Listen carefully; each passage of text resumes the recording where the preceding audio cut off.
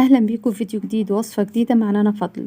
فيديو النهاردة هنعمل الارانب وهنعمل الملوخية. هنعمل الارانب بطريقة حلوة جدا، هنطلع شوية شوربة حلوين يستاهلوا بقكم، وهنعمل الملوخية. اقول لكم على تكات كده لازم نعملها في الملوخية عشان تطلع معاكم حلوة.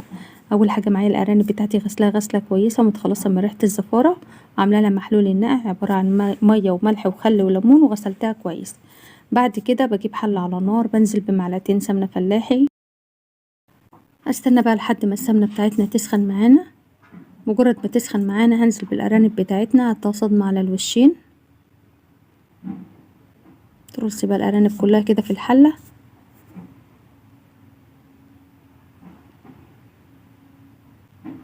الخطوه دي مهمه جدا لازم تعمليها عشان خاطر تدي للشوربه طعم حلو. بضيف بصلايه وورق لورا وحبهان ومستكه، ومعايا كوبابه صين وفلفل اسود حب. متحطيش اي بهارات ناعمه خالص عشان ما تغمقلكيش الشوربه. فلفل الاسود حطيه حب عشان خاطر يخلي الشوربه بتاعتك فاتحه. كده هغطيها واسيبها لحد ما تنزل الميه بتاعتها وتشربها. كده تمام. طبعا كل شويه بتبقي تقلبيها كده، بتقلبيها على الجهتين. كده نزلت الميه بتاعتها وشربتها خلاص. ومجرد ما تنزل الميه بتاعتها وتشربها خلاص، هنزل بقى اكون محضره الميه بتاعتنا. بكون غاليها في الكتل او في غاليها في اي حاجه جنبك، وتزودي الشوربه لحد الوش. ما تحاوليش تكتري الشوربه عشان الشوربه بتاعتنا تبقى مركزه وطعمها حلو. مجرد بس ما الشوربه تغطي وش الارانب كده خلاص. كده بقى اسيبها لحد ما تستوي واضيف لها الملح. مش هتاخد معانا سوا خالص، حوالي نص ساعه بالكتير. ويلا نشوف هنعمل ايه. هنعمل بقى شويه الملوخيه الحلوين دول اللي يستاهلوا بقكم. اول حاجه معايا الملوخيه بتاعتي مقطفاها وغسلها غسله كويسه وصفيتها في الميه بالمصفى دي. بعد كده عايزه انشفها بقى عشان تبقى ناشفه معانا خالص وتبقى الملوخيه حلوه. حطيتها في كيس مخده بالشكل ده وربطته، واحط بقى الملوخيه بالكيس المخده كده في الغساله الاوتوماتيك تنشف وتطلع معانا بالشكل اللي انتوا شايفينه ده. مفيش دقايق ولا تحطي بقى في مصفى وتحطي في الشمس ولا قدام المروحه، هتطلع معاكي ناشفه خالص. اظن انتوا سامعين الصوت بتاعها، مفيهاش نقطه ميه. شايفين؟ احلى بجد طريقه بتطلع معاكي ناشفه وتخرطيها تطلع الملوخيه معاكي مفرفره بقى معاكي، ما تبقاش معجنه كده لما تخرطيها. وكده الارانب بتاعتنا استوت خلاص. هطلعها بقى كده في طبق. وشايفين الشوربه بتاعتها ما شاء الله رايقه خالص ازاي. وزي ما قلت لكم ما تيجوا تحطوا فلفل اسود ما تحطوش ناعم، حطوه دايما حصى. يلا نشوف هنعمل ايه. هنعمل بقى الملوخيه بتاعتنا. معايا راس توم كبيره على معلقه كزبره ناشفه، فرمتهم فرم كويس. وبعد كده خدت نص كميه التوم اللي احنا فرمناها هحمرها بمعلقه سمنه فلاحي. تمام. مجرد ما التومه بتاعتنا تبدا تحمر معانا هكون بقى محضره الملوخيه بتاعتنا بعد ما خرطناها. هنزل بالملوخيه بتاعتنا كده على التومه. شايفين الملوخيه طالما ناشفه بتبقى مفرفره معاكي كده بالشكل ده، اما يكون فيها ميه تلاقيها معجنه معاكي. في نفس الوقت هحط كبشتين اتنين من الشوربه، وهقلبها بس تقلبها كويس لحد ما تبدأ تغلي. الخطوة دي مهمة جدا جدا يا بنات، هتحافظ على لون الملوخية معاكي، عمرها ما هترقد معاكي، وهتحتفظ بلونها.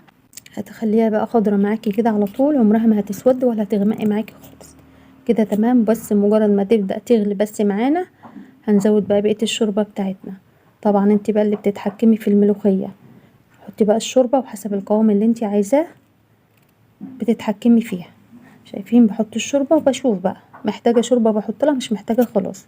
كده خلاص بدأت بقى. مجرد بس ما تبدأ في الغليان برفعها كده من على النار. هنيجي بقى للخطوه الحلوه بتاعتنا بقى. نجيب معلقه سمنه فلاحي في طاسه على النار. مجرد ما السمنه بتاعتنا بقى تسخن هنزل بباقي التومه بتاعتنا. طبعا انا كنت فرمه راس توم كبيره، طبعا الملوخيه بتحب التوم. فرمت راس توم كبيره، خدت نصها في الاول والنص التاني هحمره دلوقتي. نحط برضو عليها معلقه كزبره ناشفه واحنا بنفرمها، معلقه كبيره. وشم الريحة بقى. ويلا نقول بسم الله. طفيت النار بتاعتي. هنجيب بقى التومة ونحطها على الملوخية ونقول بسم الله ما شاء الله. احلى طريقة للملوخية، لون وطعم وريحة. كده الملوخية بتاعتنا خلاص بقت جاهزة. تمام. هنركن بقى الملوخية على جنب ونشوف بقية الأكلة بتاعتنا.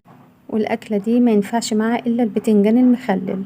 هنجيب بقى طاسة على النار وهننزل بشوية زيت صغيرين خالص، حوالي أقل من ربع كوباية زيت. وده البتنجان بتاعنا سليم زي ما هو، ما فتحتهوش ولا اي حاجه خالص. بتشيلي بس الورده بتاعته الخضراء اللي فوق، وبعد كده بتغسليه غسله كويسه وتنشفيه عشان ما يفرقعش في وشنا.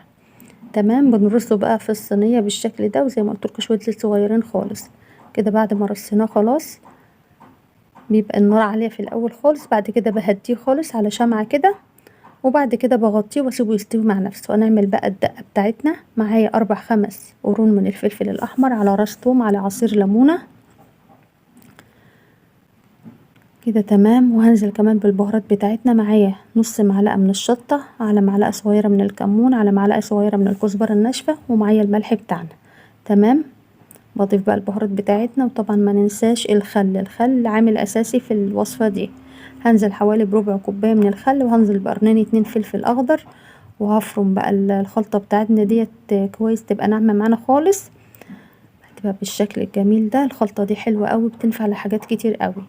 ممكن تعملي بقى بتنجان رومي، بتحطيها بترشيها على الوش، ممكن ترشيها على السمك، ممكن ترشيها على الفلفل بعد ما تحمريه، ممكن توضبي بيها فول، اي حاجات يعني ممكن تضيفيها عليها، يعني ليها وصفات كتير. ده البتنجان بتاعنا خلاص بعد ما استوى خلاص، بتقلبيه برضو لحد ما يبقى طري معاكي كده، بتحسسي بالمعلقة كده من فوق بتنجانة بتبقى طرية معاكي، خلاص استوى خلاص.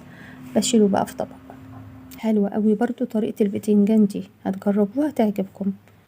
هنيجي بقى للدقة بتاعتنا، ونستنينا بقى لحد ما البتنجان بتاعنا برد معانا. هنبدأ بقى نحشيه.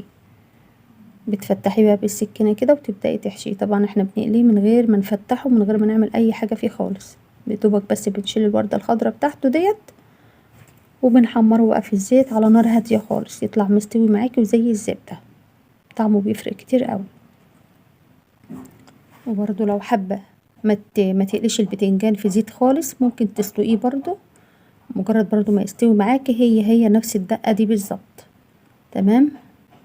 بس بقى الفرق ان انت بتحطي البتنجان في المية بتاعت بعد ما بتحشيه، بتاخدي مية من بتاعة السليق تزوديه بيها، بتحتفظي بيه بقى في علبة في التلاجة، وبتطلعي بقى زي ما انت عاوزة. كده خلاص خلصنا بقى البتنجان بتاعنا بقى جاهز بالشكل الجميل ده. ان شاء الله يعجبكم جدا، ما شاء الله يعني شكله بيتكلم عن نفسه. وكمان الارانب بتاعتنا حمرناها، طبعا بتحمريها بمعلقة سمنة فلاحي. معلش الفيديو ده بس ما جاش معايا، ما لقيتوش خالص على التليفون ما كانش بيتصور.